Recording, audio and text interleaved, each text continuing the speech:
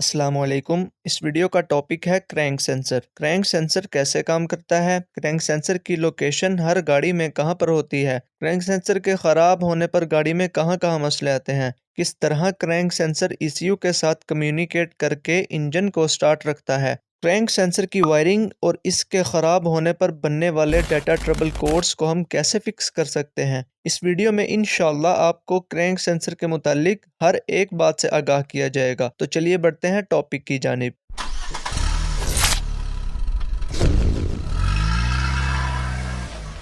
First of all हम बात करते हैं क्रैंक सेंसर की लोकेशन की। क्रैंक सेंसर हर गाड़ी में हमेशा आपको क्रैंक शाफ्ट पुली की जानिब या दूसरी तरफ फ्लाई व्हील की जानिब माउंट हुआ देखने को मिलेगा। ओबियसली क्रैंक सेंसर ने क्रैंक शाफ्ट की पोजीशन को मेजर करना होता है, तो डेफिनेटली क्रैंक सेंसर आपको क्रैंक शाफ्ट की पुली या दूसरी तरफ फ्लाई व्हील की जानिब ही नजर आएगा। अब हम क्रैंक शाफ्ट पोजीशन सेंसर की वर्किंग को डिस्कस करते हैं। क्रैंक शाफ्ट पोजीशन सेंसर ने क्रैंक शाफ्ट की पोजीशन को मेजर करना होता है, जैसा कि इसके नेम से ही वाजिया है। क्रैंक शाफ्ट पोजीशन सेंसर यानी क्रैंक शाफ्ट की पोजीशन को मेजर करने वाला सेंसर। क्रैंक सेंसर ने क्रैंक शाफ्ट की पोजीशन को मेजर करके ईसीयू को वोल्टेज की फॉर्म में सिग्नल भेजना होता है। फिर आगे ईसीयू इन सिग्नल्स को डिफरेंट पर्पसेस के लिए इस्तेमाल करता है। बेसिकली ईसीयू को क्रैंक सेंसर के सिग्नल से पिस्टन की लोकेशन का पता चलता है कि कौन से सिलेंडर में कौन सा पिस्टन टॉप पे है और कौन सा पिस्टन बॉटम में। ईसीयू फिर इसके मुताबिक फ्यूल इंजेक्शन और फायर ऑर्डर को डिसाइड करता है कि किस सिलेंडर में स्पार्क करवाना है और किस सिलेंडर में फ्यूल इंजेक्ट करवाना है। इसके अलावा आरपीएम यानी रेवोल्यूशन पर मिनट। रेवोल्यूशन पर मिनट का मतलब होता है कि 1 मिनट में क्रैंकशाफ्ट कितनी बार रोटेट हुई है। ईसीयू क्रैंक सेंसर की रीडिंग यानी सिग्नल्स को कैलकुलेट करके क्लस्टर मीटर में आपको आरपीएम यानी इंजन की स्पीड दिखाता है। तो क्लस्टर मीटर में जो आपको आरपीएम नजर आ रहे होते हैं वो भी क्रैंक सेंसर की रीडिंग से ही चल रहे होते हैं। एक एग्जाम्पल से मैं आपको समझाता हूँ कि 1000 आरपीएम का मतलब है कि 1 मिनट में क्रैंकशाफ्ट 1000 मरतबा रोटेट हुई है। इसी तरह 2000 आरपीएम का मतलब है कि क्रैंकशाफ्ट 1 मिनट में 2000 मरतबा रोटेट हुई है। तो अब बारी आती है क्रैंक सेंसर के फंक्शन की कि किस तरह क्रैंक सेंसर सिग्नल्स जनरेट करता है, किस साइंटिफिक मैनर के अंदर ये काम कर रहा होता है। तो क्रैंक सेंसर को ऑपरेट करने के लिए क्रैंक शाफ्ट के साथ एक टीथ व्हील लगा होता है। इसके सब टीथ एक जैसे फासले पर डिस्ट्रीब्यूटेड होते हैं। क्रैंक सेंसर इन टीथ की तादाद को काउंट करते हुए वोल्टेज की फॉर्म में सिग्नल्स जनरेट करता है और ईसीयू को सेंड करता है। इस टीथ व्हील में से एक टूथ मिसिंग यानी एब्सेंट होता है। ये मिसिंग टूथ जब क्रैंक सेंसर के सामने से गुजरता है तो क्रैंक सेंसर के सिग्नल में ब्रेक आती है और इस तरह ईसीयू को पता चल जाता है कि क्रैंक शाफ्ट ने एक चक्कर मुकम्मल कर लिया है। क्रैंक सेंसर के इन्हीं सिग्नल्स के मुताबिक ईसीयू को पिस्टन्स की लोकेशन और आरपीएम यानी इंजन की स्पीड का पता चल जाता है। ईसीयू को इन सिग्नल से पता चलता है कि कौन से सिलेंडर में कौन सा पिस्टन टॉप पे और कौन सा पिस्टन बॉटम में है। तो अब बात करते हैं क्रैंक सेंसर की टाइप्स पर। क्रैंक सेंसर बेसिकली दो इकसाम के होते हैं। नंबर 1 वेरिएबल रिलक्टेंस ट्रांसड्यूसर, जिसे हम magnetic type crank sensor, pickup inductive coil crank sensor और एनालॉग क्रैंक सेंसर के नाम से भी जानते हैं। जो 2 तारों वाला क्रैंक सेंसर होगा वो इस टाइप का होगा। नंबर 2 हॉल इफेक्ट, जिसे हम डिजिटल क्रैंक सेंसर के नाम से भी जानते हैं। जो 3 तारों वाला क्रैंक सेंसर होगा वो इस टाइप का ही होगा। वेरिएबल रिलक्टेंस ट्रांसड्यूसर टाइप का सेंसर मतलब 2 तारों वाला सेंसर जो आउटपुट वोल्टेज जनरेट करता है वो एसी वोल्टेज होते हैं। इसकी वेव जो बनती है वो साइन वेव होती है। साइन वेव यानी एनालॉग सिग्नल को अंडरस्टैंड करना ईसीयू के लिए बहुत मुश्किल होता है। ईसीयू सिर्फ डिजिटल स्क्वायर वेव को ही अंडरस्टैंड कर पाता है। इसीलिए एनालॉग वेव पहले कन्वर्ट होती है डिजिटल स्क्वायर वेव में और फिर ट्रांसमिट होती है ईसीयू को। एनालॉग वेव को डिजिटल स्क्वायर वेव में कन्वर्ट करने के लिए ऑलरेडी ईसीयू में एक सर्किट मौजूद होता है और फिर जब ये analogue wave digital square wave में कन्वर्ट हो जाती है तो ईसीयू इस डिजिटल स्क्वायर वेव को प्रोसेस करके स्पार्क और फ्यूल इंजेक्ट करवाता है। दूसरी तरफ इसके बरअक्स क्रैंक सेंसर की दूसरी टाइप यानी हॉल इफेक्ट यानी डिजिटल क्रैंक सेंसर, 3 तारों वाला क्रैंक सेंसर। ये 3 तारों वाला क्रैंक सेंसर जो आउटपुट वोल्टेज जनरेट करता है वो होते ही डिजिटल स्क्वायर वेव में है। तो अब बात कर लेते हैं क्रैंक सेंसर की वायरिंग डायग्राम पर। क्रैंक सेंसर किसी गाड़ी में आपको 2 वायर वाला और किसी गाड़ी में 3 वायर वाला देखने को मिलेगा। लेटेस्ट गाड़ियों में अब ज्यादातर 3 वायर वाला क्रैंक सेंसर ही इस्तेमाल होता है।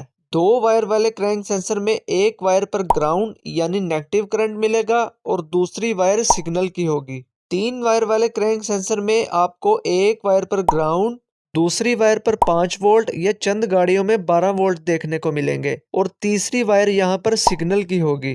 तो अब बात करते हैं क्रैंक सेंसर की टेस्टिंग पर। यहाँ मैं आपको क्लियरली साफ शफाफ अल्फाज में बता दूं कि क्रैंक सेंसर की एक्यूरेट टेस्टिंग सिर्फ और सिर्फ ऑसिलोस्कोप से या गाड़ी के साथ लग के होती है। ऑसिलोस्कोप इलेक्ट्रॉनिक टेस्ट इंस्ट्रूमेंट की एक किस्म है। ये एक ऐसा टूल है जिसकी मदद से हम ग्राफिकली वेरिंग वोल्टेजेस मतलब बदलते हुए वोल्टेजेस को बआसानी डिस्प्ले होता देख सकते हैं। ये एक बेस्ट ऑटोमोटिव टूल है। वोल्टेजेस की वेरिएशन यानी तब्दीली की स्पीड जितनी मर्जी हो, इसने क्लियरली एंड इजिली वेव की फॉर्म में डिस्प्ले कर देना होता है। As you know, crank sensor के आउटपुट सिग्नल्स यानी आउटपुट वोल्टेजेस बड़ी तेज रफ्तार से चेंज हो रहे होते हैं। मल्टीमीटर के बस की बात नहीं इसे मेजर करना। जो टेक्नीशियंस इसे मल्टीमीटर से चेक करते हैं, इन्हें थोड़ा बहुत तो आइडिया हो जाता है, बट इन माय ओपिनियन ये एक प्रॉपर मेथड नहीं है क्रैंक सेंसर को टेस्ट करने का।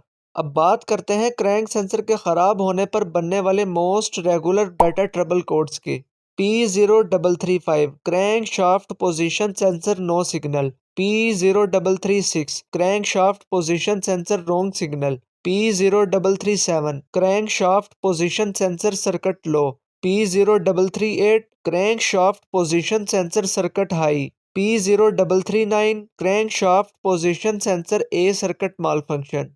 अब इन डीटीसी के पैदा होने की वजूहात यानी कॉजेस को डिस्कस कर लेते हैं। क्रैंक सेंसर का खराब होना, क्रैंक सेंसर का गंदा होना। क्रैंक सेंसर जब गंदा होता है तो ये प्रॉपर सिग्नल्स नहीं जनरेट कर पाता। इस तरह गाड़ी का ECU डीटीसी सेट कर देता है। क्रैंक सेंसर का डैमेज होना, क्रैंक सेंसर के रबर रिंग का ना होना। जब कोई टेक्नीशियन क्रैंक सेंसर को क्लीन करने के लिए खोलता है और इसको क्लीन करने से पहले इसके रबर रिंग को उतारता है, सम टाइम होता यह है कि वो शख्स इस रबर रिंग को वापस लगाना भूल जाता है और इस तरह क्रैंक सेंसर और तीथ व्हील के दरमियान फासला निहायत कम हो जाता है या क्रैंक सेंसर तीथ व्हील के साथ टच होने लगता है। इस तरह क्रैंक सेंसर के डैमेज होने का खदशा होता है। और अगर कोई टेक्नीशियन क्रैंक सेंसर के रिंग को किसी वजह से डबल कर दे, तब भी गाड़ी में मसले आते हैं। क्रैंक सेंसर के रिंग को डबल करने से होता यह है कि क्रैंक सेंसर और तीथ व्हील के दरमियान फासला बढ़ जाता है। इस तरह क्रैंक सेंसर प्रॉपर वे में सिग्नल्स जनरेट नहीं कर पाता और ECU डीटीसी सेट कर देता है। क्रैंक सेंसर के तीथ व्हील का गंदा या डैमेज होना, क्रैंक सेंसर की वायरिंग का टूटा होना, क्रैंक सेंसर की वायरिंग का डैमेज होना, क्रैंक सेंसर के ग्रिप का लूज होना, क्रैंक सेंसर के ग्रिप का डैमेज होना, क्रैंक सेंसर के ग्रिप में जंग यानी रस्ट का आ जाना या क्रैंक सेंसर की वायरिंग ECU के जिस ग्रिप में जा रही है उस ग्रिप का लूज या डैमेज होना या इसमें रस्ट का जमा होना, ये सब पॉसिबल कॉजेस हो सकती हैं in most common data trouble codes की। तो लास्टली अब बात कर लेते हैं अलामात यानी सिम्टम्स की, जो कि इन डाटा ट्रबल कोड्स के आने पर जाहिर होती हैं।